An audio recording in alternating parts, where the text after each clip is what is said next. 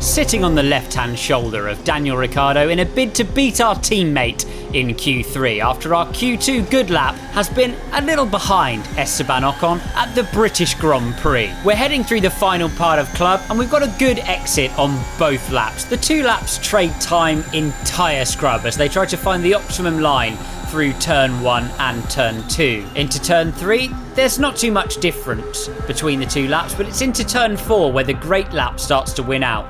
The good lap puts the car into turn 4, but is around a couple of metres wide. This oversteer in the mid-corner shows us why Ricciardo might not have been too happy to commit the car on his good lap, and he loses a tenth of a second to his later qualifying effort as they go through Aintree and onto the Wellington straight.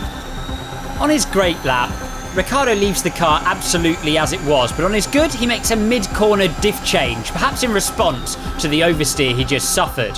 He's unable to connect, though, directly with the apex of Brooklands, again losing around a tenth through the exit, where his great lap is right over the red painted curb on the inside. The good lap will grab a tiny bit of time back through Luffield, committing the car slightly wider and just ploughing on with the throttle, releasing the brake, which is the block on your data trace, and not bothering with the second apex.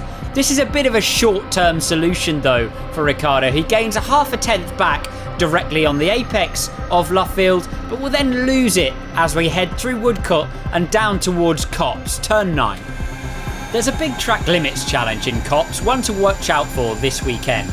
On his great lap, Ricciardo handles it better, as you can see on the red line on the data trace, lifting out of the throttle and catching the oversteer early, keeping the car inside the white lines on the exit without losing any time, where on the white lap he's tried to keep a little throttle in through the mid-corner, which has pushed the front wide.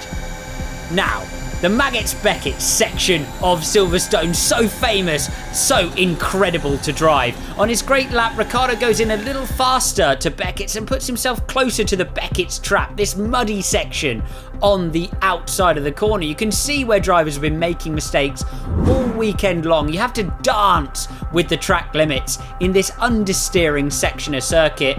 On his great lap, Ricciardo has to get out of the throttle a little bit, losing him around 700ths of a second through the exit of Beckett's and over the bump onto the hangar straight.